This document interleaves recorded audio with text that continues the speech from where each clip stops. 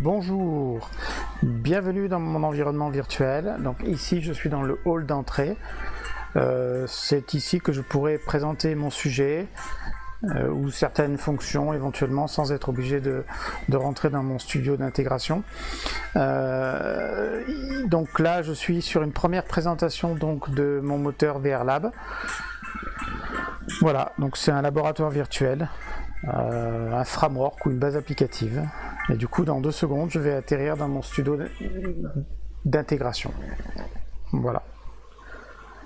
Voilà mon studio d'intégration, donc je l'appelle studio parce qu'effectivement, mon niveau, donc c'est un niveau, on est sur un niveau ici, un niveau qui comprend donc un bâtiment en 3D avec des textures, des vitres transparentes, des lumières, de la réflexion, donc un niveau de qualité relativement important. Ça permet de gérer le niveau de performance de mon moteur, c'est-à-dire que c'est un référentiel pour moi. Je suis tenu de pouvoir au minimum en fait afficher ce niveau de qualité qui est effectivement le niveau de qualité assez bas pour me permettre de pouvoir enregistrer, car enregistrer en VR demande des ressources assez importantes. Donc ici, c'est un plugin. Un plugin, c'est un programme qu'on a rajouté, donc que je vais pouvoir paramétrer. Je vais vous montrer. On est sur un ciel d'hiver. C'est à peu près, c'est la même époque et la même date qu'aujourd'hui. Donc si je suis dehors et que j'avais un ciel, je pourrais voir ces mêmes étoiles. Un ciel dégagé, je veux dire, sans nuages et sans pluie. Donc VRLab, c'est une base applicative, un ensemble de fonctions structuré autour donc d'une IHM constituée de menus. Du coup, vous avez dans un premier temps différentes fonctions qui sont ajoutées et que je peux choisir. Je peux choisir de me déplacer, par exemple ici. Hop. Je peux choisir les gants blancs. Les gants blancs vont me permettre de manipuler les objets. Bien sûr à l'intérieur de l'univers, et les gants bleus c'est l'IHM. Donc l'IHM c'est l'ensemble des fonctions structurées à travers un menu. Donc du coup je vais vous montrer. Donc ici j'ai 2 fonctions simplement, mais par contre si bon là c'est un exercice ou un travail. Ici je peux me déplacer dans différents lieux, donc je peux retourner au hall d'entrée, aller à un entrepôt industriel ou en gare ou à la galerie. Donc voilà, après je vais montrer HUD, c'est mon écran. Ce qu'on constate, c'est que j'ai encore des éléments de débugage, donc je suis vraiment dans un environnement, un laboratoire en fait, en pleine expérimentation et en plein travail. Par exemple ici, hop, voilà. Donc ça c'est le menu principal, donc j'ai vraiment une structuration sous forme de menu. Alors j'expliquerai pourquoi, mais il y a un intérêt quand même dans le moteur, c'est-à-dire que en même temps que j'intègre, je structure. Comme ça, je garde une cohérence dans le moteur.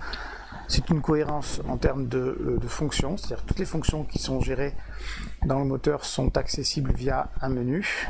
Donc j'expliquerai aussi, c'est un côté de ma personnalité qui est plutôt très rigoureux, enfin qui se veut être très rigoureux, donc avec une maîtrise le plus possible. Donc du coup, voilà, j'ai les options, donc c'est l'ensemble en fait c'est un écran qui va me permettre de gérer l'ensemble des plugins par exemple, ou des différentes fonctions. C'est-à-dire par exemple là, la matière holo. Holo, c'est la matière qui est utilisée pour mes écrans, mes IHM. Du coup là je vais pouvoir, hop, holo, je peux changer la couleur. Là on voit pas grand chose sur cette première approche. C'est un paramétrage en fait basique, c'est-à-dire que je suis sur un autre paramétrage où je vais pouvoir gérer effectivement un hologramme un peu plus précis. Donc là je peux par contre gérer l'intensité. Voilà. Voilà, du coup j'ai ici ce pourquoi effectivement j'ai fait en fait ce moteur au départ, c'est que il était très compliqué de commencer en fait quelques développements que ce soit, parce qu'il fallait à chaque fois développer et redévelopper les fonctions de déplacement, de manipulation, de paramétrage. Donc tester en environnement virtuel certains plugins, c'était assez compliqué. Donc à chaque fois il fallait, lorsque j'intégrais un plugin, refaire les développements. Du coup le moteur, lui, je me pose plus de questions, j'ai mes mains, j'ai mes outils de déplacement, je peux me déplacer comme ça, voilà, et j'ai mes fonctions, et à tout moment je peux intégrer des plugins ou des développements plutôt facilement. Donc là le temps, par exemple ici, on va mettre un tonnerre. Alors le tonnerre prend beaucoup de ressources, donc du coup voilà.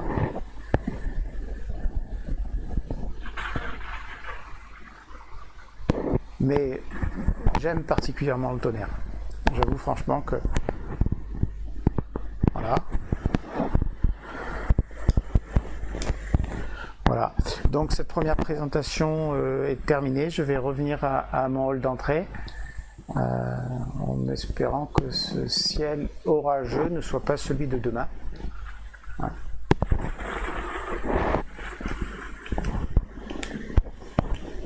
Hop, hop. Allez, je reviens à mon hall d'entrée. Voilà, il fait meilleur ici. Voilà. Donc je vous remercie d'avoir visionné cette vidéo. C'était ma première présentation de mon moteur. C'est avec un vrai plaisir de pouvoir le présenter. Et surtout, j'espère qu'il vous a plu, ou du moins que vous ne vous êtes pas ennuyé pendant cette projection. Et je vous souhaite à bientôt pour une prochaine vidéo. Allez, j'arrête la vidéo.